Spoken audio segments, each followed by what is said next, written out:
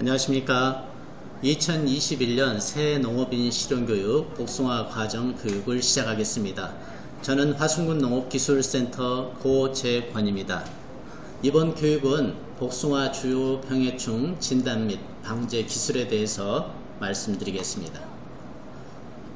복숭아에 있어서는 연간 생육 및 재배 일지를 잘 파악하여 시기별로 해야 될 일을 하나씩 실천해 나가는 것이 매우 중요합니다. 그렇게 하기 위해서는 복숭아 한 해의 생육 과정, 그리고 그 시기에 맞춰서 우리가 언제 무슨 일을 해야 되는지 그 부분이 굉장히 중요하다 하겠습니다. 지금 시기는 이제 1월 말 정도 되고 있습니다. 이미 밑거름은 다 시용하셨을 테고 이제 겨울 동계전정이 지금 진행되고 있는 상황인데 금년 날씨가 굉장히 추운 상황입니다. 그래서 이렇게 추운 겨울에는 휴면이 타파된 이후 1월 말 이후에 동계전정을 하는 것이 바람직하다고 생각을 합니다.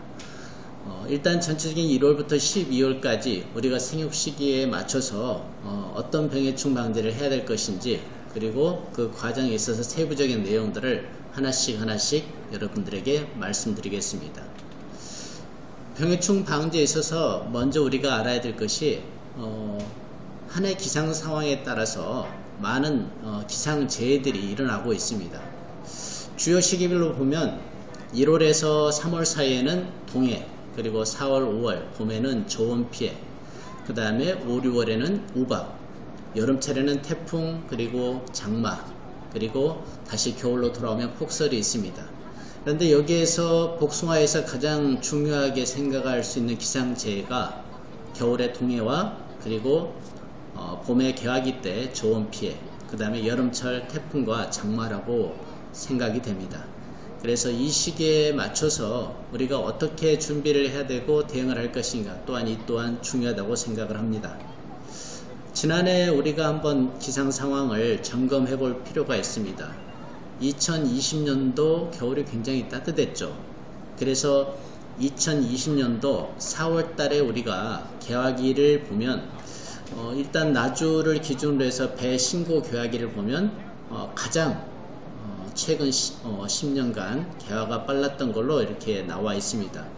복숭아는 배보다 이틀 정도 늦게 만기가 설정되기 때문에 지난해 우리 화순 지역으로 보면 4월 5일, 그래서 최근 10년, 20년 이렇게 쭉 상황을 볼 때 가장 만개기가 빨랐던 시기가 2020년도였습니다.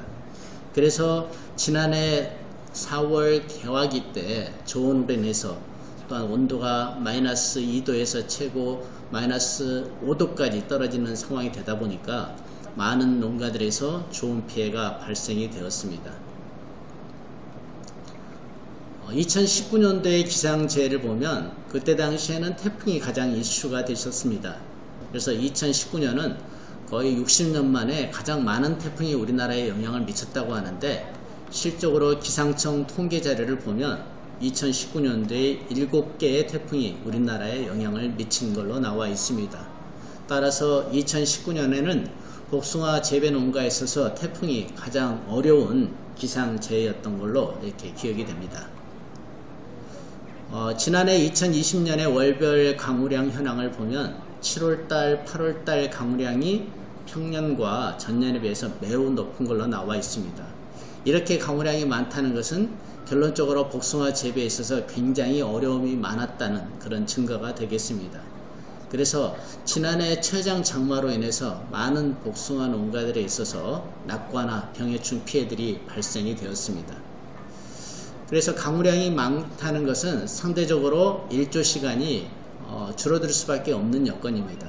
그래서 복숭아 당도나 품질에 있어서 또한 어려움이 많았던 것이 2020년도였습니다.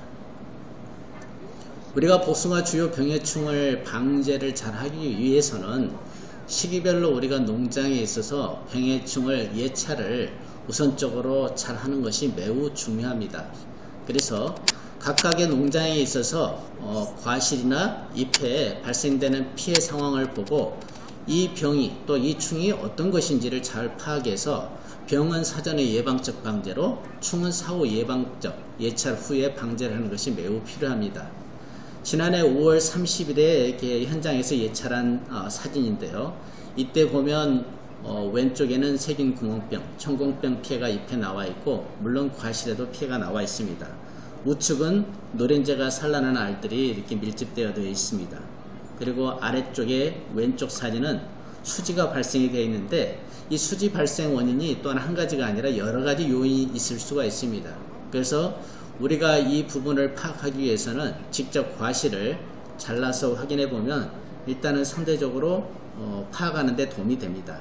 그래서 과실을 잘라서 노른자나 이런 충들이 가해를 했을 때는 침으로 해서 가해를 하기 때문에 왼쪽 사진에서 보시면 침해 흔적이 중간에 있습니다. 그리고 오른쪽에 심식충 피해 같은 경우는 안에 내부에 배설물이나 여러가지 또 피해 증상이 나타나게 되어 있습니다. 이를 토대로 해서 우리가 어떤 병인지 충인지에 따라서 우리가 약제 방제를 선택을 해야 됩니다.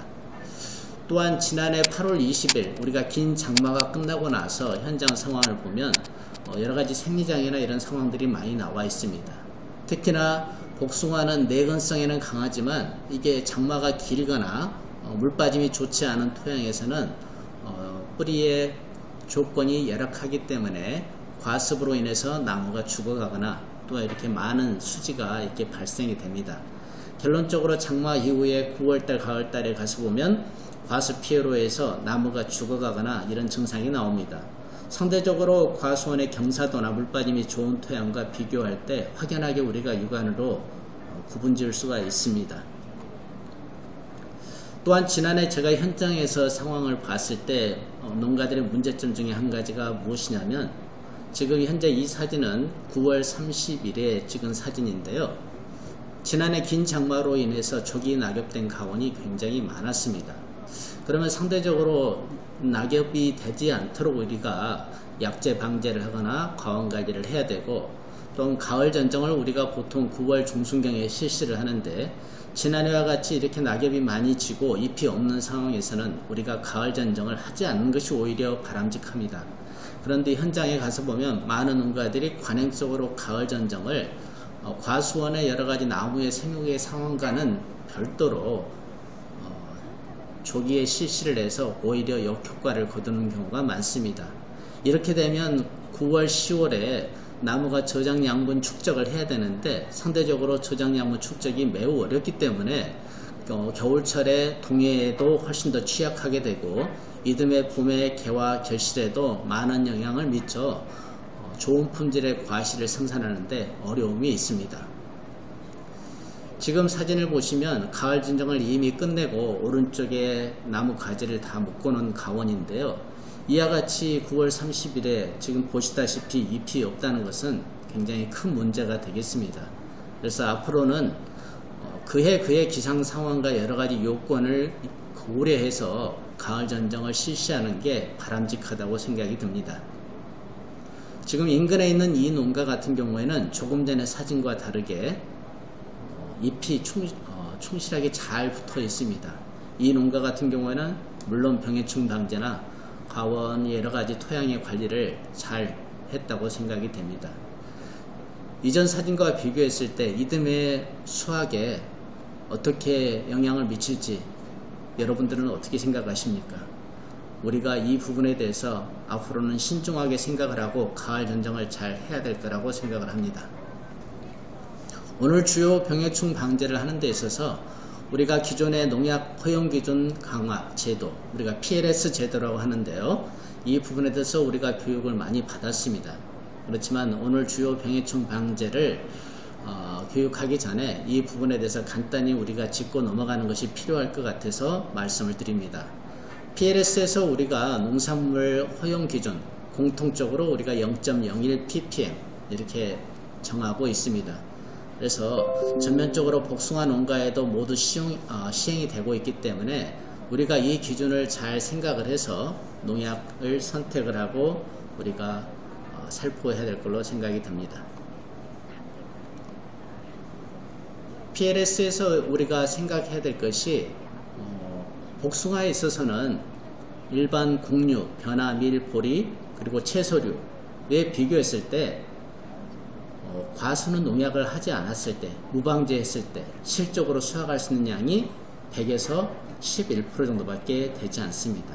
그래서 곡류나 채소류보다는 과수 쪽에 있어서는 병해충 관리를 잘하고 약재 방제를 하는 것이 매우 중요하다고 생각을 합니다. 앞으로는 기후변화로 인해서 재배 작물의 선택과 그리고 병해충이 여러가지 다양화되고 있습니다. 그래서 제주도에서 재배되었던 한라봉이 지금은 충청도, 충주까지 올라가 있고, 많은 작물들이 기후변화에 따라 재배지역, 적지가 변동이 되고 있는 상황입니다. 앞으로 매년 이전 상황과 다른 기록적인 여러가지 기상 상황들이 발생됨으로 해서 농사 짓는데 훨씬 더 어려움이 많을 걸로 예측이 됩니다. 이러한 상황에 맞춰 우리가 어떻게 농사를 지어야 될 것인지, 그리고 우리가 어떤 시기에 무엇을 해야 될 것인지 항상 고민하면서 연구하면서 우리가 농사를 짓는 게 필요하다고 생각을 합니다. 지난해 아프리카 중국에서는 어떤 상황이 벌어졌을까요? 2010년도에 카사바의 바이러스병이 발생이 돼서 대기근 우려라는 굉장히 어려운 상황에 직면했던 것이 있었습니다. 지난해 같은 경우 2020년도에서는 아프리카에서 사막 메뚜기가 크게 발생이 돼서 어떻든 아프리카 그리고 중국까지 많은 피해가 나타나고 있습니다. 이러한 모든 것이 기후가 변화된 원인으로 해서 나타나는 현상입니다. 앞으로 우리가 농사를 짓는 데 있어서 오늘 주제에 맞춰서 농산물의 품질을 높이는 데 있어서 우리가 병해충 방제를 잘하는 게 매우 중요합니다. 그래서 무방제했을 때와 방제를 했을 때 과실과 여러가지 품질에 있어서 크게 차이가 나타납니다. 그래서 오늘 주제에 맞춰서 우리가 복숭아 병해충을 어떻게 할 것인가, 그래서 좋은 품질을 만들어낼 것인가 우리가 함께 고민하는 시간이 되었으면 합니다. 농약의 안전 사용에 있어서 우리가 현장 적용하는 데 필요한 사항 몇 가지를 말씀을 드리겠습니다. 우리가 농약, 우리가 작물 보호제라고 하죠. 이를 안전하고 효과적인 그리고 사용하는 데 있어서 농약의 기본 조건이 있습니다. 일단 첫째로 병해충의 효과가 있어야 합니다. 둘째로 농작물에 해가 없어야 합니다. 셋째로 농산물을 섭취하는 사람과 가축에 안전해야 합니다. 넷째로 농업 환경 및 생물에 안전해야 합니다. 이러한 네 가지 요건을 충족해서 우리가 잔류 허용 기준 및 안전 사용 기준의 설정에 근거해서 우리가 농약을 선택을 하게 되면 큰 문제가 없을 걸로 보입니다. 이전에 복숭아 농가들에 있어서 여러가지 현장에 약재 방제를 하는데 어려움이 많았습니다. 그래서 농촌진흥청에서 현장의 애로사항들을 수렴해서 특히나 복숭아의 수확기 때 수확 전 3일 전에 쓸 수 있는 농약들이 한 2가지 품목밖에 없었습니다. 그래서 지난해 그러한 사항들을 수렴해서 13가지 품목을 새로 추가로 등록을 해서 복숭아 재배 농가들이 사용할 수 있도록 하였습니다. 이러한 사항들에 대한 자료는 농업기술센터에서 재배력을 만들어서 농가들에게 배부하고 있으니까요. 필요하신 분들은 센터에 방문해서 가져가시면 좋을 것 같습니다. 다음은 올바른 농약 사용 방법에 대해서 말씀드리겠습니다. 첫째로 방제 대상, 작물과 적용병해충에 등록된 농약을 선택하셔야 합니다. 둘째로 농약의 표준 희석 배수 및 정량 살포로 방제 효과를 증대해야 합니다. 기존에 관행적으로 보면 약을 2배로 탄다거나 그리고 너무 적게 타서 약효가 떨어지고 또 약해 발생의 원인이 되는 경우들도 많이 있습니다. 또한 수확 직전에 고농도 살포로 해서 생산물의 농약 잔류량이 높아서 불합격 처분되는 경우도 있습니다. 이러한 부분들을 우리가 주의해야 될 걸로 보입니다. 셋째로 작용 특성이 다른 농약을 바꾸어 가면서 살포하는 것이 중요합니다. 우리가 동일 약재가 아무리 효과가 있다 하더라도 계속 사용할 경우에는 저항성이 생기게 됩니다. 결론적으로 그렇게 되면 약의 효과가 떨어져서 방제에 효과가 떨어지므로 문제가 되는 경우가 많습니다.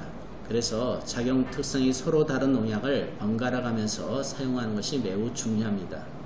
네 번째로 농약 안전 사용 기준을 준수하는 게 매우 중요합니다. 이를 토대로 해서 소비자들에게 안전한 농산물을 생산해서 판매함으로 해서 우리 지역의 농산물 브랜드 가치나 그리고 인지도를 높일 수 있을 거라고 생각이 됩니다. 다음은 농약의 안전 사용 기준 설정의 예를 들어서 말씀을 드리겠습니다. 우리가 일반적으로 사용하는 수화제나 액상수화제, 입상수화제 각각의 공지에 보면 안전 사용 기준이 설정이 되어 있습니다.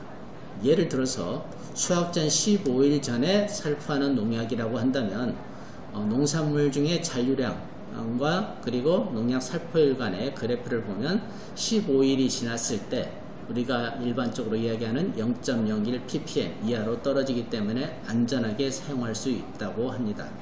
그래서 그 안전 사용 기준 일자를 잘 확인하고 우리가 약제 살포를 해야 합니다. 조금 전에 우리가 동일 계통의 약제 살포에 대해서 제가 잠깐 설명을 드렸는데, 만약에 수확 전 15일 전에 사용하는 농약이라 할지라도 동일한 계통의 약제를 또 살포를 하게 되면 빨간색 그래프 이렇게 나와 있는 것처럼 기존에 잔류량이 있는 상태에서 다시 추가적으로 약이 위에 벽돌을 얹어 놓은 것처럼 되기 때문에 15일이 지난다 하더라도 안전 사용 기준보다 약제가 더 기준치보다 높게 나올 수가 있습니다.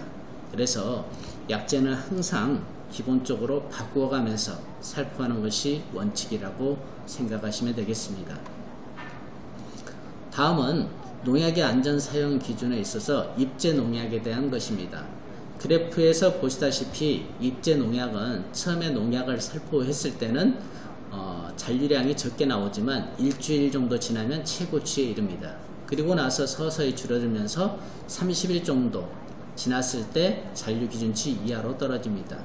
그래서 이러한 입제 농약은 봉지에 보시면 기본적으로 수확 전 30일 이전에 살포하면 안 된다고 되어 있습니다. 그래서 이러한 사항들을 우리가 잘 인지해서 농약을 살포하는 게 중요하다고 생각을 합니다. 다음은 우리가 올바른 농약 사용을 하는 데 있어서 언제 농약을 해야 될 것인지 그 시간대에 대해서 한번 고민을 해보면 합니다. 우리가 보통 농약을 아침에 할 수도 있고 점심에 할 수도 있고 또한 저녁에 할 수도 있습니다. 그렇지만 중요한 것은 어느 시간대에 약제를 살포했을 때 가장 병해충 방지에 도움이 되는가, 그 시간을 우리가 살펴보는 게 필요합니다. 가장 원칙적인 기준은 아침에 이슬이 어느 정도 없어졌을 때 살포하는 게 제일 바람직하다고 합니다. 이슬이 많이 있어서 흘러내릴 정도로 있게 되면 그 시점에 농약을 하게 되면 농약도 같이 식겨 내려서 떨어지기 때문에 방지 효과가 떨어집니다. 점심때 한낮에는 온도가 너무 높기 때문에 약해나 그리고 농약을 살포하는 농가에게 인체에 해로울 수가 있습니다. 저녁 때 살포를 하게 되면 방량도 적어지게 되고 흡수량도 아침에 하는 것보다는 떨어집니다. 그래서 일반적으로 가장 권장하는 시간대는 아침에 이슬이 어느 정도 말랐을 때 약제를 살포하는 게 가장 바람직하다고 생각하시면 되겠습니다. 다음은 농약의 저항성 관리 요령에 대해서 말씀드리겠습니다. 약제의 저항성이란 같은 농약을 동일한 생물 집단에 계속 사용할 경우에 저항력이 강한 개체만 살아남게 되고 그 결과 저항력이 더욱 증가해서 이전에 유효했던 약량으로는 방지할 수 없게 되는 현상, 이렇게 정의되어 있습니다.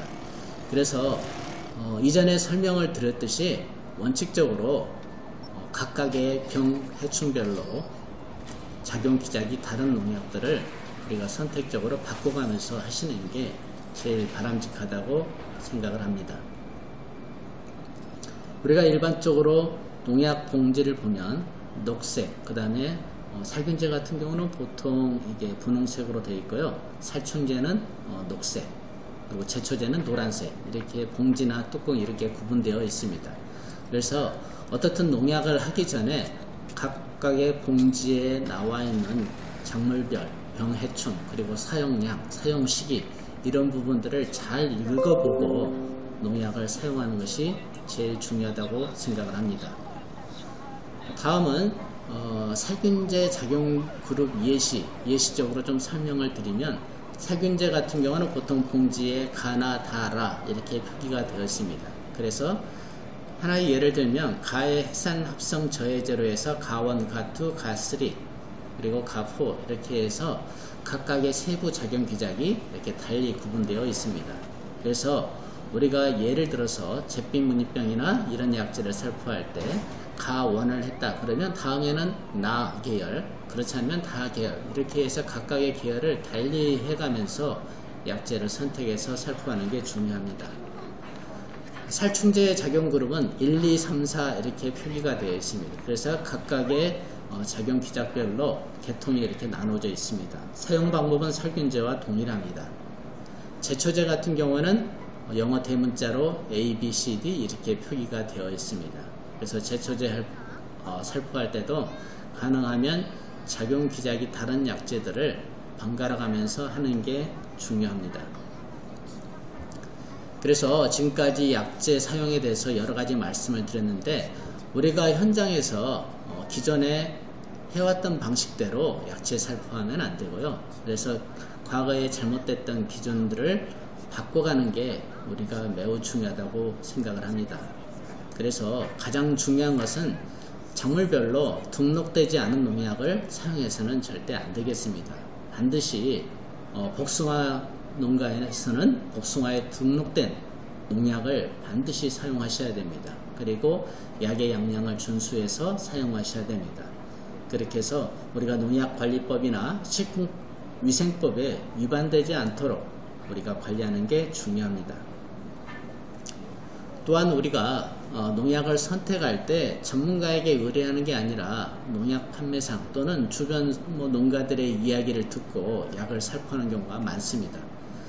그래서 앞으로는 이런 농약들을 살 때에도 반드시 정식적으로 등록된 판매상에 가셔서, 또한 농업기술센터나 전문가의 자문을 받아서 적용 병해충에 해당되는 약제를 구입해서 그 시기에 맞게 사용하는 게 제일 중요하다고 생각을 합니다.